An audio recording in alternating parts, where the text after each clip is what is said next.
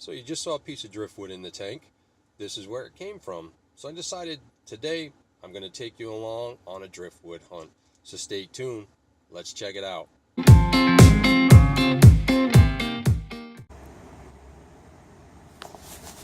Hey, what's up YouTube? This is Racing's Natural Aquariums coming to you on a chilly December morning. I figured I'd take you guys along to show you about hunting for driftwood. Now, some of you may have seen in my 55 gallon, when I first started, I had a piece of driftwood. This would be the location that I found it. During the winter, they closed the dams that you see up there, and it greatly reduces the water level. This particular part here is usually, the water is usually right up to here. This is the boat ramp. So what I do is I wait for the river to draw down. Usually in February, March, I would come down and scour this shoreline, which is normally underwater. So as you see over there on the other shore, tons of driftwood.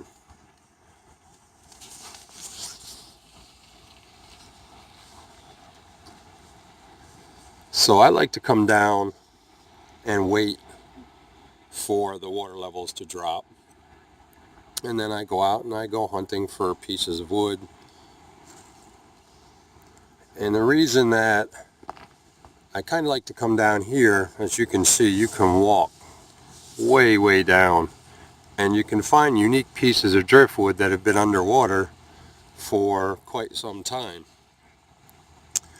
Also too, every year when they do the drawdown, pieces lay up there and they bake in the sun, they get weathered or seasoned for most of the people who use it for firewood, and you know, that way it reduces the odds of any parasites being in the wood because it has been in the water, gets caught up on the shorelines, and then gets seasoned.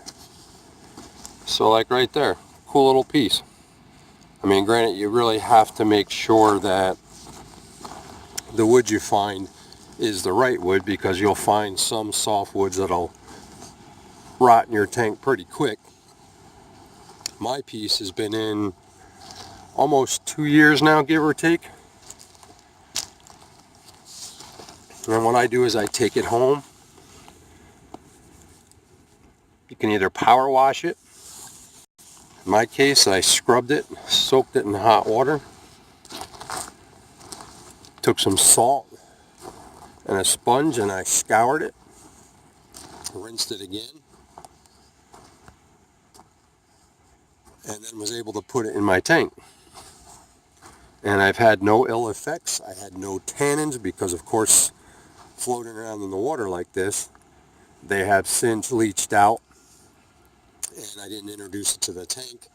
And I also didn't have to worry about parasites because, as I said, there were pieces up there like that I found that were already sun-baked and bleached and the whole 9 yards. So, you know, it does pay to go out if you got nothing to do and it's not super cold out. Go to your riverbank, take a look. There are pieces here that you'll probably pay $20, $30, $40, $50 or more at a pet store. Where if you can find the right piece that'll suit your tank, all you spend is time, and quality time, because you can go driftwood hunting with your family or your partner or your spouse or boyfriend, girlfriend, whoever it may be. So you can come out and scour these shorelines and you can find some very unique pieces. In my case, my piece was, it appeared to be a root, because instead of being just one long piece like you see here, mine is actually one piece, and then it has where it looks like may have been a rock or something, and it grew around it, so it left a nice arch in the center, and I was able to take the bottom piece of the wood and bury that somewhat under the substrate, and then actually have a natural arch in the wood in the tank. So as you can see, there's a plethora, yes, and that's my big word of the day, plethora, of driftwood. So you can go out here and go hunting for pieces. Now something like this probably wouldn't last too long in your tank because it's a soft wood. Now like there's a unique character in that one, which is kind of what mine looks like, but on a bigger scale. You've got the little hole there. So there is tons, at least here, because the river gets high during the months, and a lot of this stuff gets caught up here on the shoreline. And take your pieces and create your own tank and, you know, do what you want. I mean, you can even find some cool rocks, which is where I got some rocks. You know, you just have to test them. Like that rock there would be pretty cool in an aquarium. Kind of looks like sandstone though, so you really have to watch when you get rocks from a shoreline. Even though they've been in the water, you just have to make sure that they're safe for your tank, that they're not going to alter your pH or anything like that. So, I mean, it's definitely, you know, time out. I'm actually on my lunch hour. I had to deliver parts, and I've since moved away from this area, so I had to drive back down to drop off some parts. So I figured, why not do a quick video and take you guys along.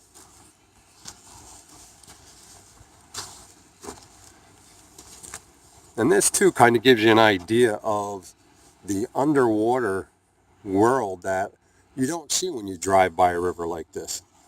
And being a fisherman, you know, this is something that I pay attention to, because when this floods back up in the spring, I know where the shoals are, I know where the drop-offs are, and the fish that I target, I know what they prefer as far as habitat or the areas they like to cruise. The same way we look at our tanks when we buy fish. Do we want bottom?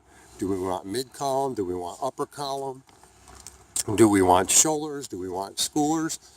And you kind of design the habitat to mimic what they may have seen in the wild. Granted, a lot of fish don't come from the wild anymore, but you know, you can learn a lot and you can get ideas. This is kind of where I got the idea for my jungle tank. Now, as you can see, the water line is usually right here. And then by summertime with the rains, it'll actually sit right up here. So like right there, you've got a root system that, you know, you can, I really wouldn't advise cutting it, but you might be able to cut off a couple little pieces that are up in here, excuse me, and create a nice look in your tank.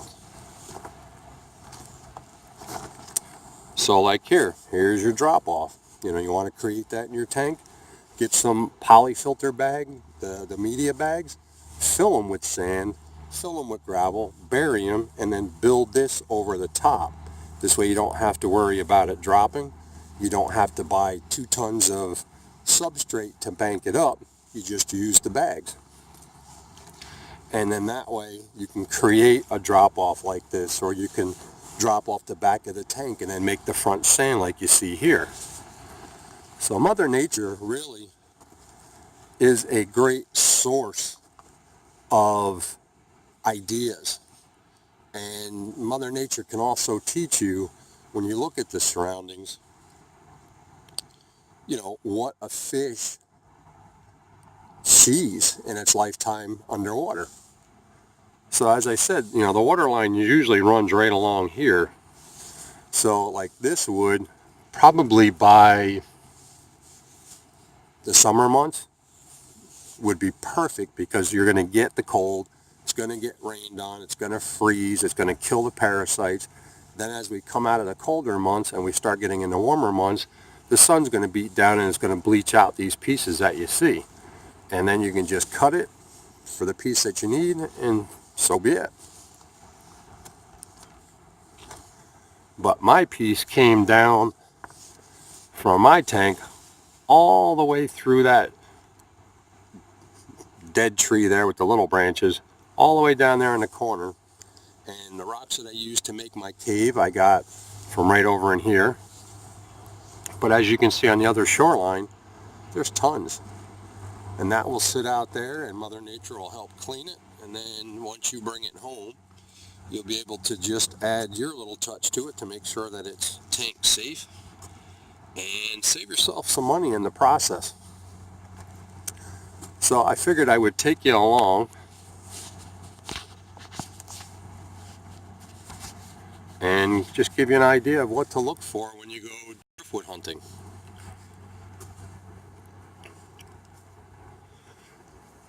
Now, and there is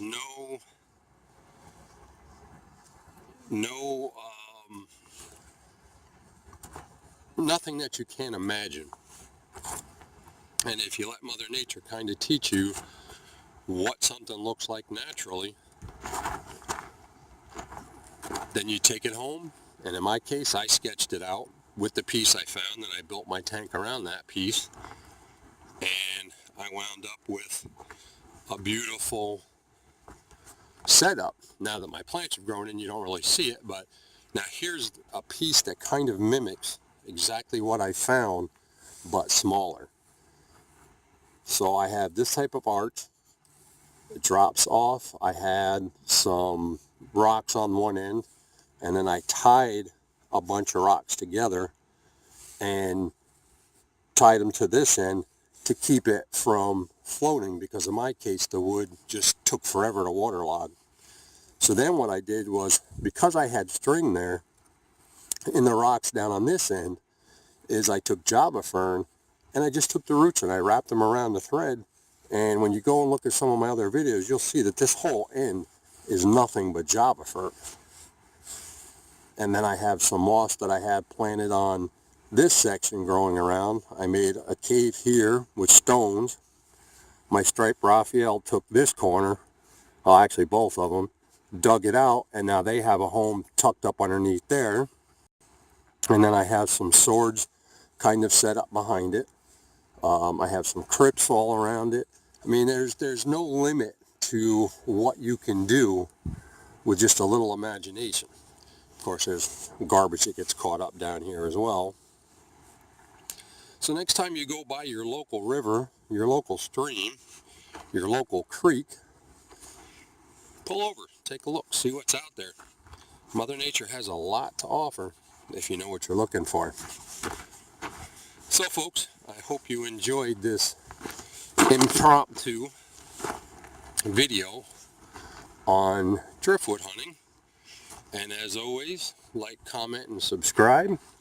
And I appreciate you stopping by. Have a blessed day. God bless. And this is Racing's Natural Aquariums, coming to you with driftwood hunting.